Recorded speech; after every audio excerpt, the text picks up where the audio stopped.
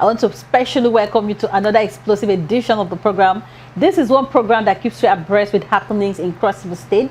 We try to let you know what is happening in the private sector, the political landscape, and how you can lend a voice to all facets of representation and governance in Cross River State.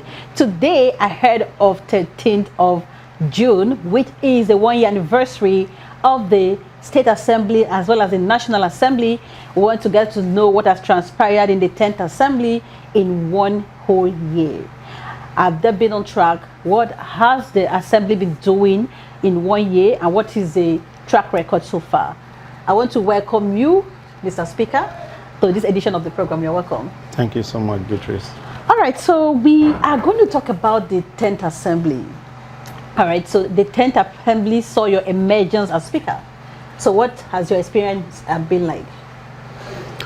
It's been a very wonderful moment with colleagues of the 10th Assembly. Of course, you know, I've been in the Assembly before this period. I was in the 9th Assembly and now in the 10th Assembly, but it's a different ball game altogether. Sure. I must say. But in all, we give God the glory that we are moving on. All right, so 1 full year, what have been your distinctive achievements, in your own opinion, in 1 year? The 10th Assembly has been one of a kind and one of the best performing assembly, I must say, regardless. In what way? What are the specific things that stood you people out? Bills, motions, matters of urgent public importance, and all of it. All that makes up a proper legislature is embedded in the 10th Assembly. All right. I can't say that on good authority. I'm not here to possibly do comparative analysis of what the previous assembly have been, but I tell you this on good authority that we've been very outstanding under my leadership. Okay. All right, that's interesting. All right, so a wise man said to me recently and said that the end of communication is the beginning of crisis. We saw within the same 1 year, events that led to your impeachment, and of course your reaffirmation as Speaker and all of that. What actually played out? What is your own story? Because we heard a lot of stories out there on social media. So what actually happened? Beatrice, in all of this, I don't know. Maybe I just have flair for your team. I have been very vehement in anything I've done. I've refused to grant interview to anybody up till today. That I decided. When you called me, I was still indecisive whether or not I should allow you come. Okay. All right. But I feel it's time to clear the air. Yeah. And you know, when you have this repeated silence, most people misconstrue it for a yes. Yeah. So I strongly believe that it is time for me to clear the air. As at when all of that was happening, I didn't see the need to say a word because I was at the defensive end. All right, and you know that you need so much energy to be on the defensive end because so long as allegations are levied against you, a whole lot of people expect you to say a thing, and in trying to redeem your image, the more you're roping yourself in. Sure. But the much I can say here is, you understand what a vote of confidence means? Sure. If you understand what a vote of confidence means, it tells you clearly that all the allegations that were levied against me were unfounded. If they were founded, a vote of confidence will not be moved on me. The people were hasty and they were misinformed by some persons that were overzealous. Of course, you know that the speakership that eventually I became the Speaker of Cross River State House of Assembly was highly in serious contention for the first time, to the extent that it was decided on the streets of Cross River State, the popular opinion, the public opinion. In fact, nobody would lay claim to the fact that I made this Speaker, but I give all the credit to God and God Almighty alone, because it was through His instrumentality that I became Speaker. A lot of people would have played different role in one way or the other, but it has never been this contentious. And I tell you that the person who was the major contender is not backing down on anything. He's still determined to undo me and possibly become Speaker. But however that is, I will know. If I tell you that I'm begrudging anybody, I'm lying. Okay. I'm not. All right. I just see all of that transpired in the past week as the usual legislative banana peels. But you know what? It has the assembly just begun. Okay. All right, so the assembly just begun. I like that. I like the fact that everybody is very vibrant and everybody is very tenacious about their representation. Beyond the impeachment itself, I still want to know from you, were there specific lessons you've learned? How we do pilot the affairs of the assembly differently going forward? Beatrice, when they use the word impeachment or removal, which one is more appropriate? It's laughable. You know why? Because impeachment is not done in that manner. It was more like a motor park arrangement, or the fire brigade approach to me is one thing I seem not to understand. There are due procedures of impeaching a speaker or removing a speaker. You just come and cut the maize away and you say that's impeachment or removal. That's not how it's done. Well, motion was moved. Beatrice, the motion was moved, fine. Motion was moved. Was there a seconder? Okay, from the videos flying everywhere, we saw a seconder. Was there a seconder? Was the seconder recognized by the speaker? Okay. It wasn't recognized by the speaker. Was there notice of impeachment? Okay. Did the speaker reply to that notice of impeachment? Was the chief judge of the state safe? Those are procedures of removing a speaker. Sure. You serve the speaker. The judgments are not entered in absentia. There is a right of fair hearing. You levy allegation against somebody, and the person is not given any ample opportunity to redeem his image, and you just enter a blanket judgment against the person while the person is alive. No, that's barbaric. That's mundane. That's it must be from some level of obscurity, I must say. All right. So, Mr. Peter, beside the urgent matters of urgent public importance, I think that moving a motion is the exclusive right of the speaker to see the motion beforehand, vet it, and even sign. Right? That is the procedure. So, how were you taken unawares? Matters of urgent public importance are not written. Okay. There is no part of our law that says that a matter of outrightly a matter of urgent public importance should not be read from a piece of paper. It's a thing that happened that you have prior information or you have privy knowledge about, and so you should stand on the floor and postulate and advance your reasoning without any piece of paper. Okay. But because a lot is happening that I may not be very explicit in saying, you just allow some of these persons, reason being that they are first timers, to possibly come in with one or two pieces of papers and all that to guide themselves through. So now what I have to say is the very guy that moved the motion for impeachment is a very close and trusted ally of mine. Beatrice, I have landed in Akwa Ibom by 8-9 o'clock, and the same person will pick me from Moron with his boat to cross River State. So what changed? The last we had was around 10 o'clock.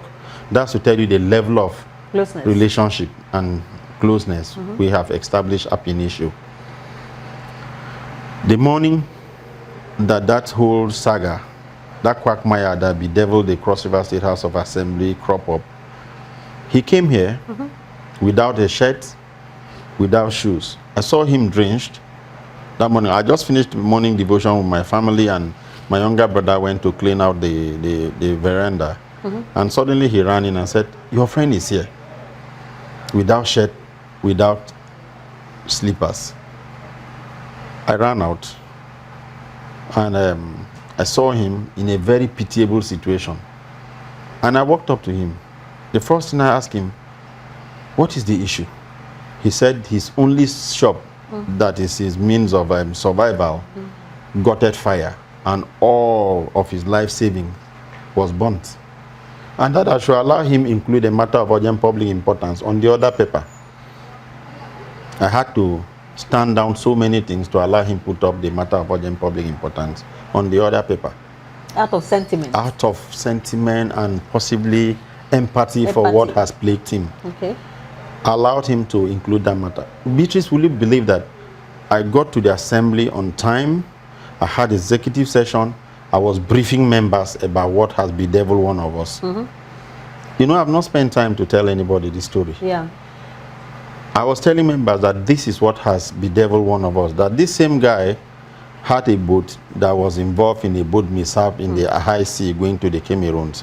And today, the same person's only means of survival has been wrecked by fire outbreak. Please, we will take a matter of urgent public importance to see. Beatrice, will you believe that I brought out my pen and wrote the prayers he was going to offer on the floor of the Cross River State House of Assembly regarding the picture he painted? And when that was done, I got into that chambers as the Speaker of Cross River State 10th Assembly, a performing one at that, and not just a stooge. A performing speaker, I say it unequivocally. A very decisive speaker, one of the most decisive speaker Cross River State has ever produced. A speaker with a very individual mindset. Okay. I got in there, and then there was a correspondent from state government. And of course, you don't just go to lead deliberations and you don't read what is on your desk. When I yielded the floor to the member, having it in mind that he's the closest and a trusted ally of mine, I didn't even reason towards that direction. So my concentration was on the correspondent that was before me. Then I had a particular language I didn't understand. I took one of my phone, because when I'm there, my phones are usually on silent. I took one of my phones and I was trying to get a clearer picture of what that language meant. So I was looking, if you look at that video, I was looking at the document and looking at my phone to get the true picture of what the language meant. But at the same time, my ear, I was listening to what he was saying. Though he was talking inaudibly, but in all of it, I was believing that by the time he has summarized, I will yield the floor to members for contribution. And after contributions from, having taken contributions from members, I will now call for him to offer his prayers. Beatrice, the next time I lifted my head up was when I heard an uproar, and I saw the mace, somebody struggling the mace with the sergeant at arms. I wanted to approach him, but something just spoke to me, be still. That was when I came back and held my chair and stood by my table, waiting for the next person to run to me, to urge me out to bring their own speaker. And that moment that I stood there, the lion in me came out. So I was just waiting for who would be bold enough to approach me at that point, to push me out. All right, so now that we are clearing the air, we've heard narratives that said that you had an airport and you were watching a film. Beatrice, I have presided. We heard narratives that said that is what you do. It's a norm. You do that, and they've said that it's your lifestyle, and they took advantage of that. And then we've heard so many narratives. Beatrice, you know, when a thing happens, people have different storylines. So we began to wonder how a speaker would be in the plenary with the airport. I have sat, even Badger takes calls. That you're a speaker and you're presiding does not preclude you from taking calls from your principal. Okay. I have sat in that same plenary and I've taken governor's call a couple of times. Okay. If I'm not mincing word, I would have taken governor's call more than 10 times while presiding. Okay. So what I do, the phones are silent. I put the airport. And by the time the governor's call come in, you see H.E. Basio2 calling. That was the same point I sat when I got a call to change a particular name and impute a name that saw Captain Eno as the commissioner for aviation. So that I'm presiding, I have suspended sitting because of the clarion call I got from governor before. So that you're presiding there and you completely switch off your phone. Do you know what is cropping out in governor's office that may need your attention almost immediately? I don't take calls. I basically put my AirPod on. So if there is any matter of urgency and the governor calls, I can swiftly respond to the governor's call. All right. So that's you being proactive. That's it. All right. So we also heard narratives that said that someone used voodoo on you. Did you at any point say that? The person bragged by himself. I don't believe in voodoo. Okay. And I have a covenant with God that any day I take my legs into any shrine, God should kill me there. I don't believe in voodoo, but the person himself bragged. Because when the person came here, when he was to leave, he requested that I should give him some money. And I think God gave me a warning, but I didn't listen. I was too rowdy to have listened to God. When I was to run in to bring out money to hand over to him, this burglary proof jabbed my jaw. That's a sign. It was a clear sign. As hurting as it was, as painful as it was, I saw it like, you're trying to help a friend. Yeah. I ran in. I didn't quite have any money on me. It was the money meant for the feeding of my staff that my wife dished some amount of money there and gave to me, and I took their money and gave to him. And he collected. And he collected. And later he went back to say he used my sweat in buying my seat. So did you feel strange? Was there any strange feeling? Were you unaware? Or because I'm thinking that, Mr. Speaker, you should have been able to use the gravel to stop that sitting proactively. But why was that not done? If you had listened to me keenly, I told you that I was looking at 2 documents, right? All right. And the only time I lifted up my head was when I heard an uproar or a brouhaha that depicted some level of uncertainty on the floor, on the hallowed chamber. Because normally when we are there, the speaker must be heard in absolute silence. Sure. And when the speaker is leading deliberations must be heard in absolute silence. So when I heard that uproar, I lifted up my head, and the next thing I saw was 2 people struggling the maze.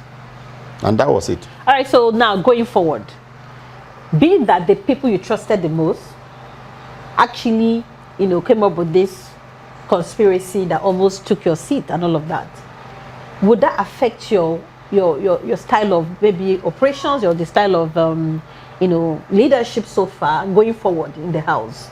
Are you going to maybe be the bigger person and let go everything and then you still harmonize the whole process?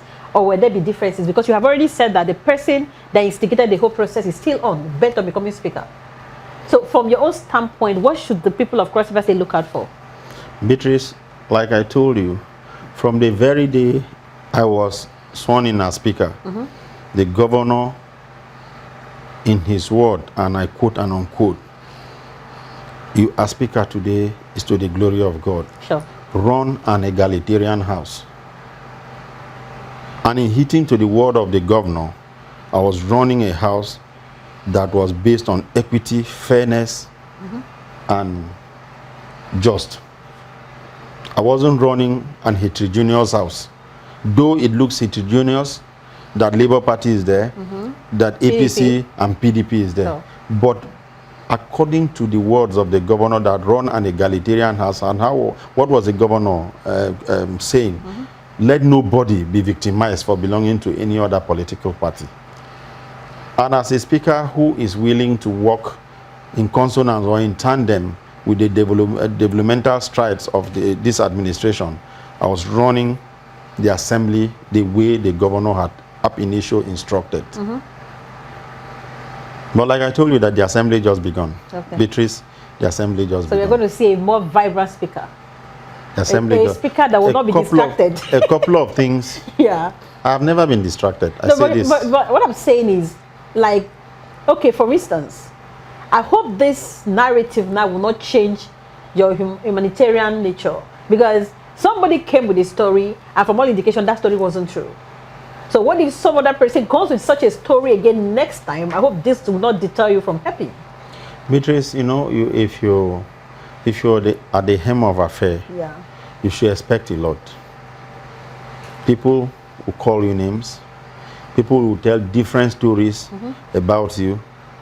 As performing as our governor is, as much as our governor has actually singled out himself as one of the highest performing governor, rating him in his 1-year achievement in Cross River State, can I tell you, there are a whole lot of people calling him names. Okay.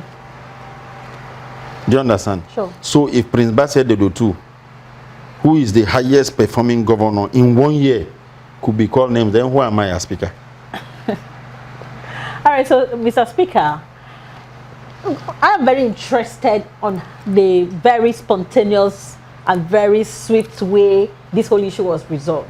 What really made the difference? Was that the governor or divine intervention? The truth is, the allegations were unfounded, 100% unfounded. Figures were cooked. The 400 and something million? My greatest, humongous building. My greatest joy. You call that BQ a humongous building? You know why? Yeah. We dramatize poverty in Cross River State. Okay. And I say this unequivocally. Okay. That we dramatize poverty in Cross River State. A colleague speaker of mine called me and said, I'm a Muslim. My house is seated on a 10,000 square meters plot of land, which is the size of a football pitch. I'm married to 3 wives. I have 5 buildings flanked my palace. 3 of those buildings are to my 3 wives. I had 2 kids before marrying these 3 wives. 2 other buildings are to my eldest children. Those elderly children, the 2 buildings are flanked by the right, then the one behind him and the other 2 by the left-hand side. And that none of those houses, adjoining houses, is as small as a house. That I thought Cross River State is a rich state, but I've lost respect for Cross River State. That if people can go as far as picking up a carcass and flaunting on social media as the house of a speaker, that I completely have lost respect for Cross River State. Beatrice, I tell you this, and I won't expatiate on this. In the entire state that makes up Nigeria, Cross River State is the least state in terms of allocation. Can a state that receives the least allocation begin to live beyond its means? The answer is no. And what does that mean? It takes me to an angle where I receive the least of remuneration as speaker. I receive the least overhead. I receive the least upkeep money. I receive the least salary. Everything. Okay, salary is the same because it falls within the purview of Revenue Mobilization and Fiscal Commission. It is not the governor that rejigs the salary of members. But when it comes to welfare packages, I receive the least. All right? And I tell you this unequivocally that even not that Bassey Kwewa, Honorable Bassey Kwewa went to the House of Reps and was there for 12 years, he would not have had the edifice he has in Cross River State. I challenge you today, look at the previous speakers that have been. Show me one that has a befitting house he lives in. All the speakers that have been in Cross River State that have served before the emergence of Elvert Ayambem. Show me one that has a befitting house. There is none. There is none. My predecessor basically had that house that he has today because he went to the Senate. Just reminisce. Show me one speaker that has a befitting house. So are we jinxed in Cross River State that we don't pray for anybody's success in Cross River State? And this is not my first time, Beatrice. I'm a second-term member of the Cross River State House of Assembly. Sure. I built a house in my first time in Ikom local government where I come from. I drove the choicest of cars in my first term when I wasn't speaker. Apart from the 2 cars I bought for my wife, I drove 7 cars, including the latest R5 Camaro, while I was a first-timer. How I do my things, nobody knows. I didn't see myself as a speaker. Before coming into politics, Beatrice have been a realtor. I have those contacts. Up till this moment, as at last month, I sold a property in this Cross River State and I made proceeds of 12 million naira. My oddly is here. Most days I drive with him in a disguised car, wear a boot, go into the forest with him, just to secure properties to sell. These things are not meant to be heard somewhere else. I'm a natural born hustler. So the money you spend is not the assembly money. I'm not owing the assembly a dime, and I say this unequivocally. But they say the money government releases, like maybe the renovation, the money 100 million they gave for renovation of the assembly, that you didn't involve any of them. You spearheaded the renovation single-handedly. Beatrice, I did an application for the renovation of Cross River State complex. It's not just the complex. There's an old building to your right-hand side. Yeah. All right? Yes. There's an old building to your right-hand side that was the first assembly. Then there is the chambers. If you close your eyes and open, can 100 million naira renovate those 3 buildings? The answer is no. The answer is no. That edifice you see there, that is the Cross River State House of Assembly complex, was in a state of comatose. Everywhere was getting rot on daily basis because of the roof, the leaking nature of that complex. Go and look at that complex today. Go and see the amount of work that is done there. And the same 100 million naira, I'm passing it over to the whole assembly and even to the chambers for 100 million. And none of this building, it's a 3-bedroom apartment. All right. They are gigantic buildings in size and everything. Now, members came to me that I should share this money to them. And I told them that I have an agreement with the governor that what I applied for is not what governor gave to me. But I have an agreement with the governor that I will do a job that you as governor and our boss will come to look at. If it is worth rejecting the amount that is given to me, you reject the amount that you have given to me. But please, sir, allow me to handle this in my own way. Okay. And Beatrice, I tell you nothing but the truth. As at when these allegations were levied against me, not a dime was released. Not one kobo. The 100 million had not been released. It wasn't released. So where did they... I was using my personal money. Funds, okay. Of course, when we came, in fairness to the governor of Cross River State, he had released all of our entitlement as early as possible. Okay. In the 9th assembly, before we could get our entitlements, it took almost a year. And this time when we came, all of our entitlements were released within a period of 3 months. Wow. Now, I am speaker. For example, if you get a 1 naira, I can get 5 naira. Sure. I can get 5 naira. Sure. And so, not forgetting that I was in the 9th assembly.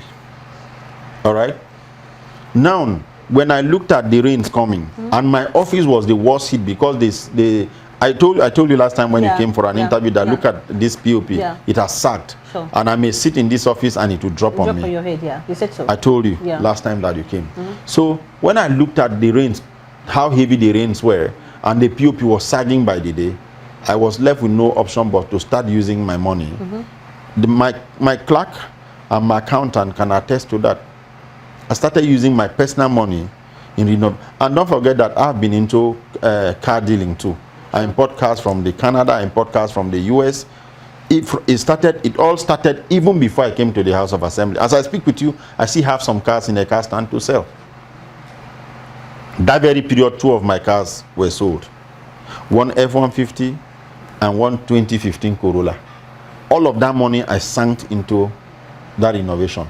So when the assembly started, members started raising eyebrow that governor has released a whooping sum of 100 million naira and speaker has pocketed the money. As at that moment, that money wasn't released. Okay. Beatrice, I tell you that monies were released last week. Wow. After the whole crisis? After the whole crisis. Last week? No. Yeah, last week. Last week, Thursday. Yeah, that's after the whole crisis. After the whole saga was when money was released. All right, so, Mr. Speaker, that simply tells me there's also a lacuna.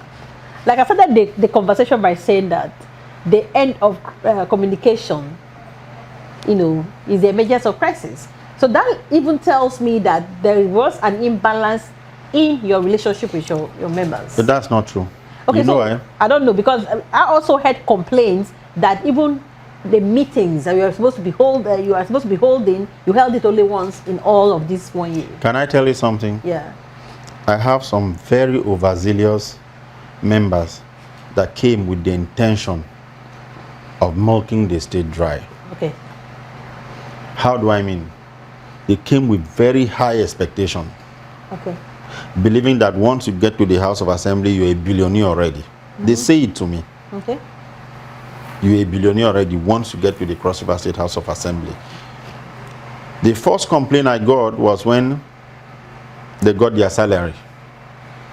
And they discovered that their salary was not enough to take them home. Okay. That was the first complaint. Okay. Somebody even came with a motion asking state government to improve on the salary of legislators in Cross River State. And I said this salary does not fall within the purview of the executive. Okay.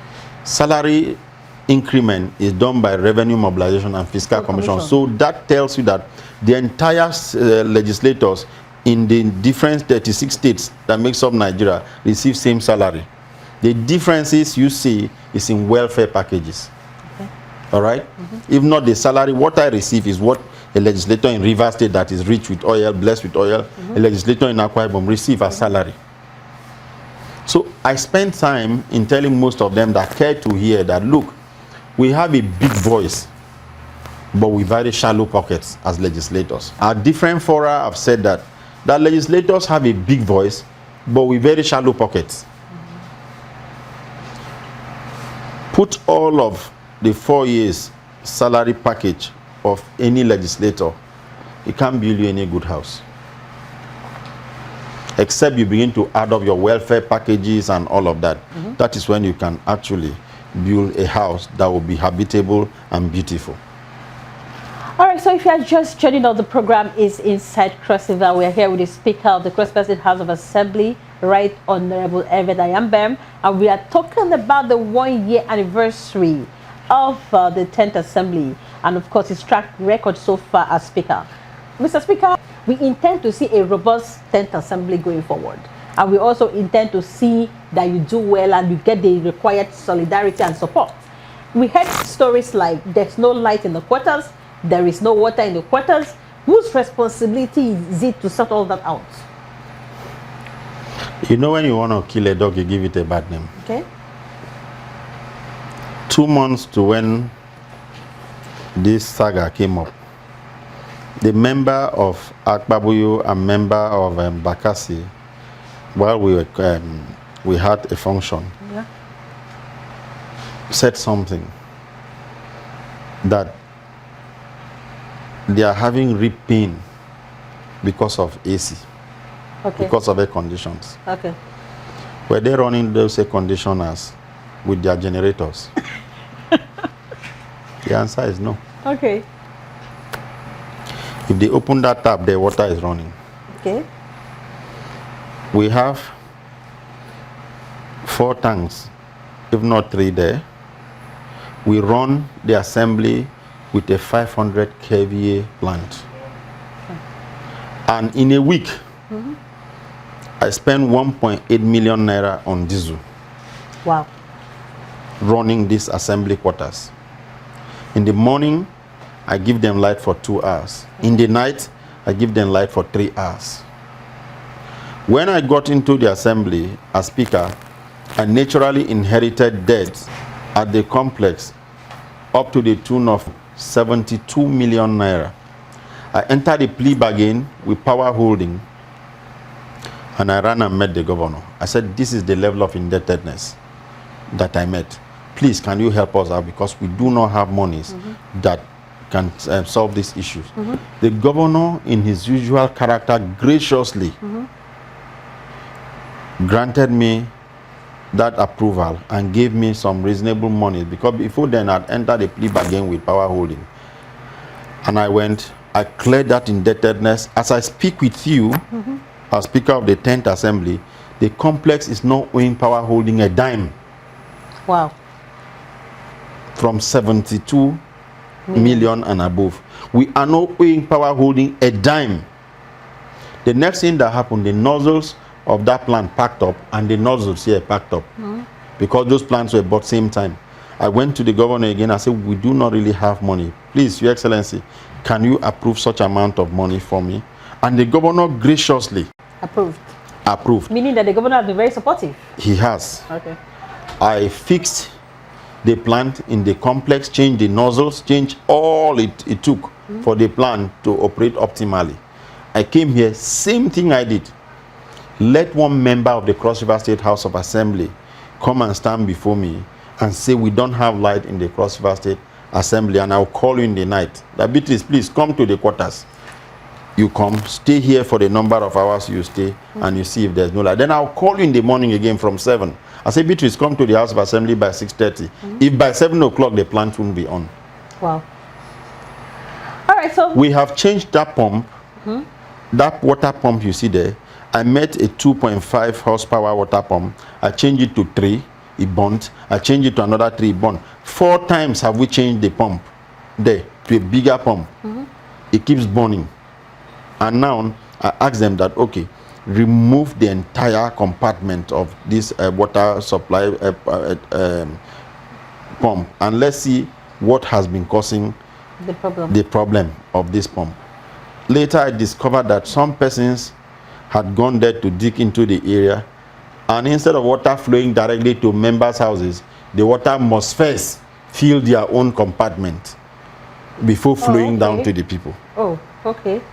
And this is the same person who has been, yes, this is the same person who has been running around instigating members to take me out of my seat as Speaker of Cross River State House of Assembly. But Beatrice, you know one thing? I say this here on camera, that my being Speaker didn't come from the hand of man, it came from the hand of God. And it is only God that can take me out of this seat.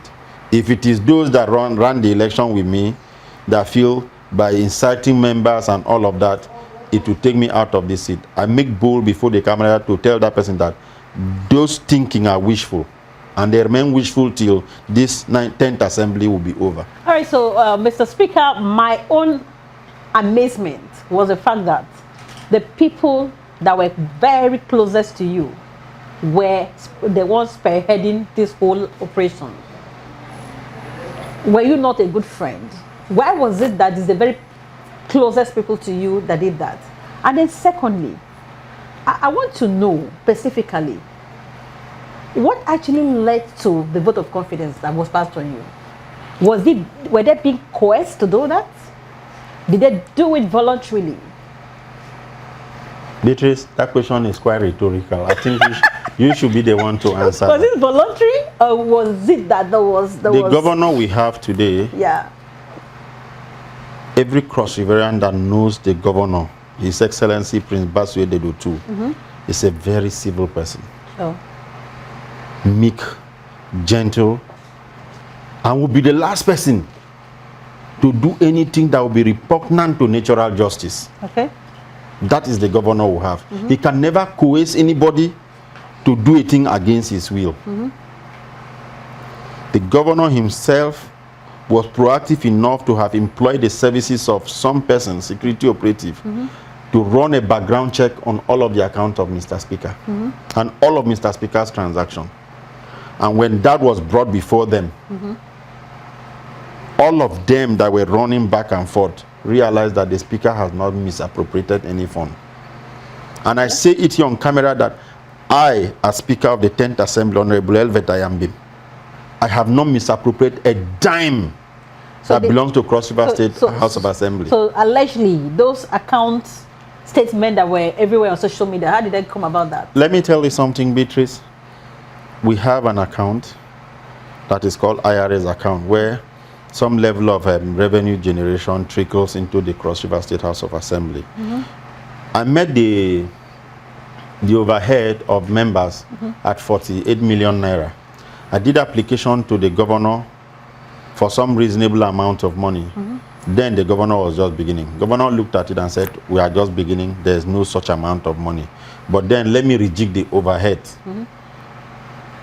He did that graciously and reject the overhead from 48 million naira to 60 million naira. to be administered across 25 members of the Cross River State House of Assembly. And the workforce, and the assembly will have more than 150 workers in the Cross River State. These things are not meant to be said on camera, but let me say it for purpose of clarity. Okay. This money was supposed to run the assembly members and the entire workforce of the assembly. Now, what are administered to members is 53 million that members goes with, Okay. right? Then the workforce of the assembly goes home with 7-point-something million naira and some fraction million. In all of that, what is usually left in that overhead account is 400,000 naira.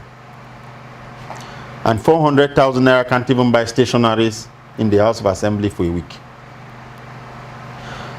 That little account you saw that they call IRS account, where it trickles down, the IRS doesn't come once in bulk, no. Yeah. It trickles down weekly. Now, that particular account is what has caused this quagmire, this brouhaha you hear today. Because they believe that, oh, money comes in there, and so the speaker is cutting away this money. I run the plant between the assembly and the complex for 3.6 million weekly. Wow. Not monthly, weekly. Weekly on diesel. Wow. Beatrice, if you times 3.6 million naira times 1 week, you know how much it will amount to. If you times it by 1 month, you know how much it will amount to. If you times it by 1 year, I run these two plans at 147 million naira in a year, annually. Year. Wow. In a month, I run 14 points. And you live in the assembly? This is my small apartment now. Where do I stay? I live here. In a month, I run 14.7 or thereabout in a month from that same IRS account. I pay the DTA of the speaker, the deputy speaker, the clerk, the leader, and everybody from that same IRS account. When I came, there was a time Agba Jalingo snatched the toilets, the lavatories of the Cross River State House of Assembly and posted on social media.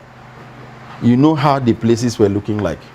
So whenever any member or any workforce of the assembly is pressed, the person will be forced to drive out to go and ease himself and come back. And when I came in, I said, no, we must make this place habitable.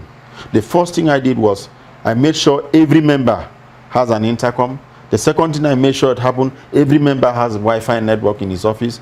Then went into those places where the doors needed to be changed, I changed. The entire lavatory system was completely overhauled. So why do they think you are not doing well? As if that is not enough, we had just 11 cleaners. And of course, you know how gigantic those buildings are. Sure. Before those people will clean half of the building, we have ended plenary. I reject the entire workforce in the cleaning session to 30 cleaners. Then those cleaners were paid 13,000. Beatrice, I took those cleaners' salary because I can't begin to imagine how somebody will be coming to work for 31 days and earn 13,000 naira. I stepped up their salary from 13,000 naira to 23,000 and stepped up the workforce to 30 cleaners. And that's why you can use any part of this House of Assembly complex comfortably. All these things I've mentioned are those traits of a leader that is not doing well. Well, Mr. Speaker, I'm very worried about something. In spite of the reconciliation, in spite of the resolution, in spite of the vote of confidence, you said the people that masterminded the saga are still tenaciously on it. Meaning that whatsoever was resolved wasn't done, maybe it was done amicably, maybe there's a sort of cold war going on. My question to you as a leader is, how do we resolve that amicably, permanently? How do we have a permanent resolution on this issue? Beatrice, there's no better person to resolve the issue than the governor. And if we say we are supportive of this government, we have seen governors in Cross River State. And the governor law, what? Are law. Of course. The words of every governor are termed to be laws.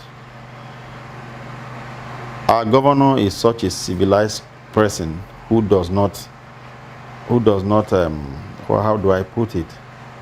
Segregates? He doesn't segregate. He doesn't push you beyond your threshold.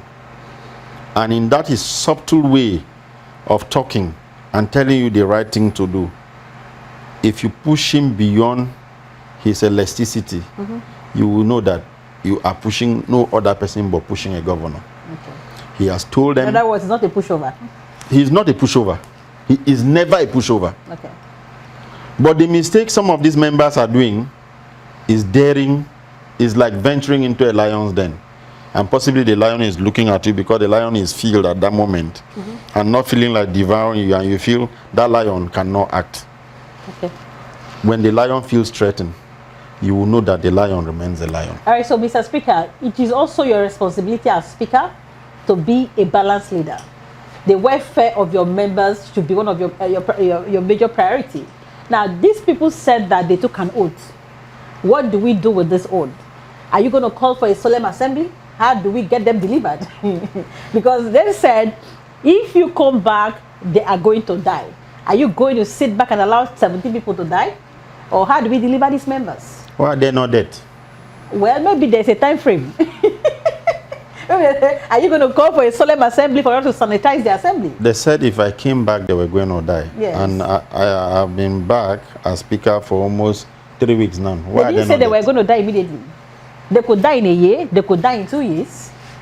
Don't you think that there should be some sort of solemn assembly? If they are going to die because of my coming back, then it becomes inevitable because I'm back. It means they are still going to die. So are you not going to do something to stop the deaths? Beatrice, we have one common balance in my place that says that you only pity a child who was caught by a lion, and not a child that saw a flowing river, a ravaging river, and jumped into deliberately and drowned. So will you be happy to sit down and lose 17 people? Members that have taken hold of office and decide to go fetish for me to call for a solemn assembly, I will not. Mr. Speaker, that does not sound people-oriented. Beatrice, you know blood runs in your veins, right? Sure. The same blood that runs in here. Yeah. So that is sounding as if you are angry. I'm not. But if you are not, you will do something to salvage the situation. Beatrice, how do you begin to... That's more like singing the Lord's song in a strange land. How do you begin to venture into a thing that you know nothing about? Do I even know the magnitude of the oath they took? But the answer is no. God can resolve all issues. If they know that God is... You are a son of God. You say you believe in God. You've told me that on several occasions. If they know that God exists, it behoves on them to take themselves to a man of God for deliverance. To say, okay, individually they should seek the face of the Lord. No, collectively, the same way they took the oath. But what if you do that for them? If I'm... Mr. Speaker, think about it. No, Beatrice, let me tell you something, and I will be very unequivocal here. Yeah. I cannot take them to any man of God. Okay. If I try to take them to any man of God, they will perceive a foul play. Okay. So that will be involvement. Yes. Okay. So the best I can advise is for them to come together the same way they call themselves to take that oath and identify a man of God and go to the man of God. All right. And say, please, man of God, we have done something against the will of God. Pray for us. All right. And of course, we have very prominent men of God in Cross River State. Bishop Ima is song that saw this on the 31st of his prophecies into the new year. Sure. That the speaker was going to go through some turmoil, but he will come out stronger. 31st of December. Yeah. Yes. Should be one of the major persons to that should be contacted, yeah. You understand? All right. Contact Bishop Ima song and say, sir, we took an oath of office, and because of our desperation, we went to take another oath. Can you help us? And above all, they need to be truthful to the man of God, what they did. Because I've heard different stories. I've heard the story of a goat walking and coming to fall in between them and died instantly. I've heard the stories of salt and water. I've heard different stories. And it doesn't bother you? It doesn't. Oh, you know okay. why? Why? You know why? Why? You can't do same thing and expect a different result. Different result, okay. If they went to devil, I have been in God, and in God I remain. All right, so Mr. Speaker, we want to see a balanced assembly. It is our responsibility as the people to support you, but it is your responsibility to showcase a balanced kind of leadership. We want to see unity, we want to see, because they said no significant progress can take place in an atmosphere of crisis. So we want to see order, we want to see that solidarity, we want to see all of you with one voice. I asked you this question from the beginning. How do you intend to do things differently? Beatrice, there are 17, right? Yes. I can tell you that out of the 17, I've called 15 members. Okay. I'm not a vindictive person. Okay. I know my powers as speaker. Okay. Trust me, I know my powers. All right. And I know the rules that governs the legislature. Okay. Order 45.3 is very explicit on what to do as speaker. Order 45.8 is very explicit on the decision to take as speaker. Okay. Do you understand? Yeah. But to what end?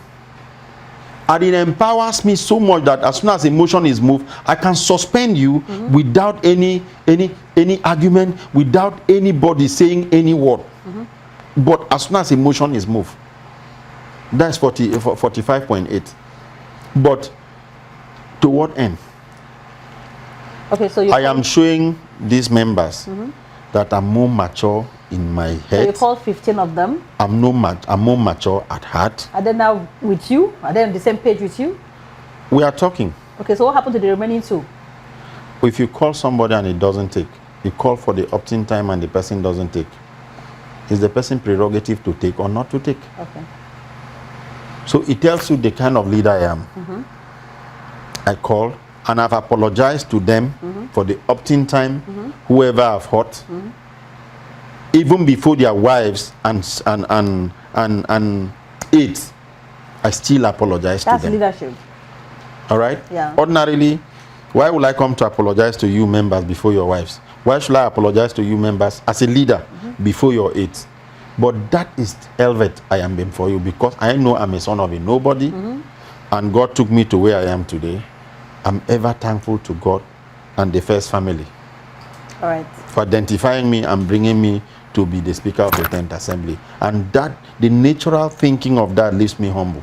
All right, so we wouldn't want to, I wouldn't want to push you beyond this limit.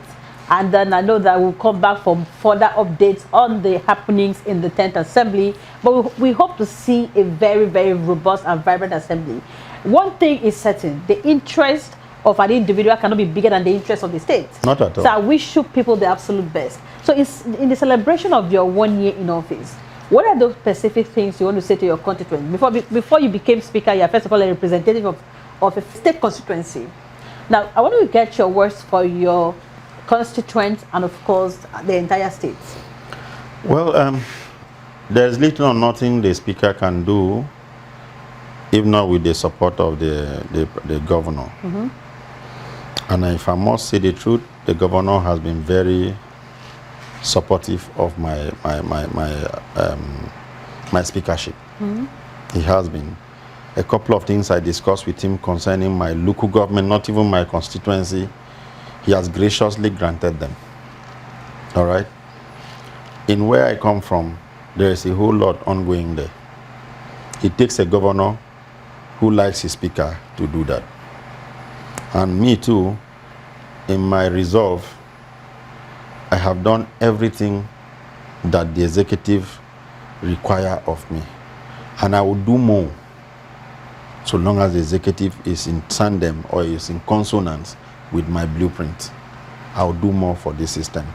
Because most people believe that once you're speaker, you should be at loggerheads with the executive. That is when you show that you are a dogged speaker. That's when you show that you showcase the independence of the legislature. But if you're wise and intelligent and you want your people to benefit from the government of the day, the best you can do as a speaker is to be supportive of the executive. And that I will stop at nothing but keep supporting the executive to succeed.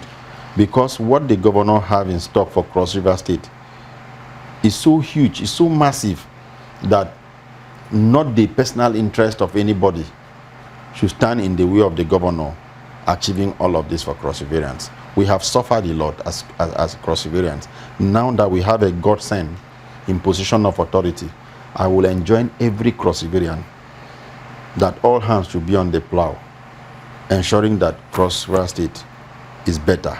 Cross River State, under the leadership of His Excellency Prince Basso II, is giving opportunity to achieve all that the governor have in stock for Cross Riverians. All right, Mr. Speaker, I still want to ask this question. What have you learned differently? What are the specific lessons? Had you now, on what pedestal are you operating right now? Did you learn any lesson from what transpired? Did you not learn any lesson? What are the specific lessons that you learned? You know, it would be an error for you not to learn the lesson. When you ask this question, I just laugh. You know why I laugh? Because you know what it takes to grow in the slum? There's nothing we will not see. Okay. So nothing is surprising to me. Okay. If it is treacherousness, I've seen a hide of it. If it is betrayal, I've seen a hide of it. All right?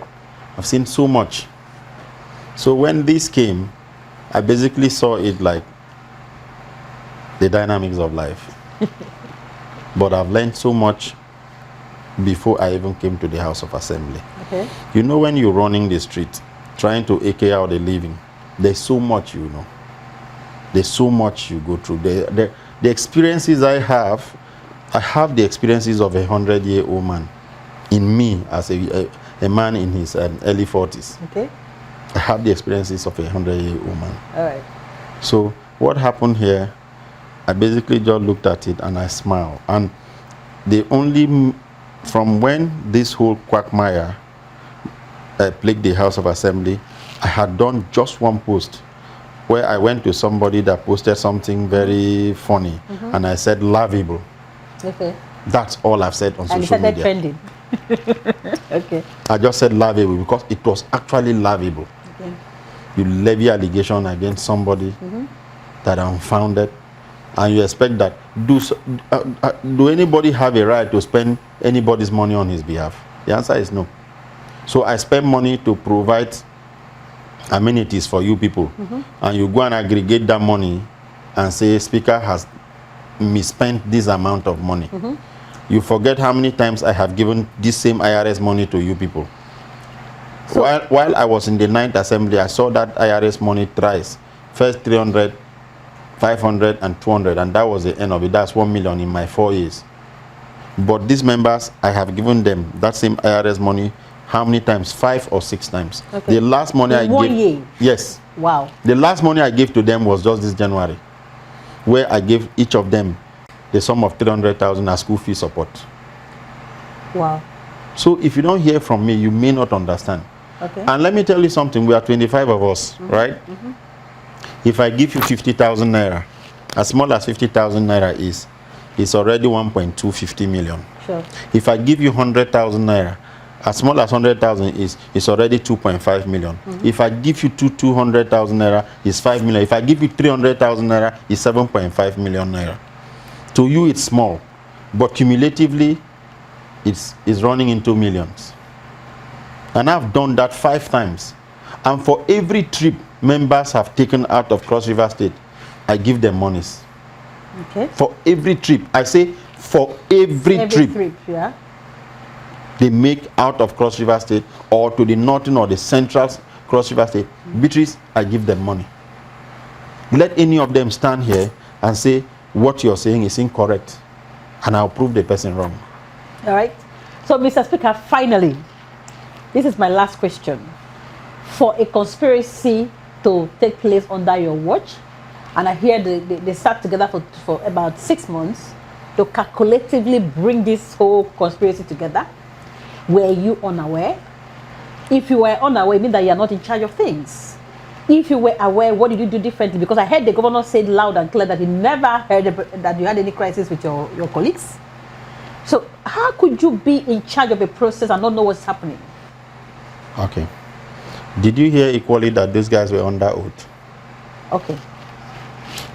Of course, they said that themselves. Were you expecting them to say it out? The answer is no. All right. And for crying out loud, I am Speaker of Cross River State House of Assembly, and I have national issues to identify with. I am Treasurer of the Speakers Forum. I don't only sit here and be Speaker of Cross River State. I have national issues to attend to. In this in the particular month that whole saga came up, I was back and forth Abuja and Lagos. This is my oddly. Yeah, I saw that. I was back and forth Abuja and Lagos. What am I doing? Still fighting for the legislature to get better. For the legislature to get better. So do I just sit here and lousily move about? And let me tell you, a couple of these persons that even signed that impeachment, it's funny, their reasons. The speaker rarely sits out. Beatrice being speaker is beyond what the mere eyes can see. There's this courage you must have as speaker. And there are places you should not be seen. There are places you should not be seen concurrently. Sure. Yes, all work without play make Jack a dull boy. But if you go and see me every day in the club, will you take me seriously? What picture will I be painting Cross River State? What picture will I be painting of the legislature? If you see me drunk or smoking marijuana and walking on the street as speaker, will you be proud of me as speaker? So that's one of the reasons stated. He doesn't sit out. He doesn't come to my joint. Oh, okay. Those are reason enough. And did you even hear what the person said that led to him moving motion to impeach me? He had a boat mishap and lost the sum of 69 million naira. And the constitution says welfare of citizens is of utmost priority. So his board mishap, the speaker has not done anything to make the governor to do a refund of 69 million naira. Oh, The really? question, the big question, oh, okay, people are talking, you people are not even listening to the subject matter. That is enough. A private business. But the governor was A supposed private to do issue. a refund of 69 million. That is what somebody will present or advance as a reason for the speaker's impeachment. Self-aggrandizement is what should lead to a speaker's impeachment. And it come to think of it, Beatrice, have Cross Riverian bothered to know what this person is doing that led to the board mishap? Nobody wants to know. Oh, the speaker is impeached. Oh, the speaker is removed. I should go and meet governor to encourage what is prohibited. Beatrice, I'm too seasoned to do that. All right. Okay. So I won't want to go further so I don't get anybody indicted. Indicted, yeah. But I, Elvert Ayambem, I can never mislead my governor.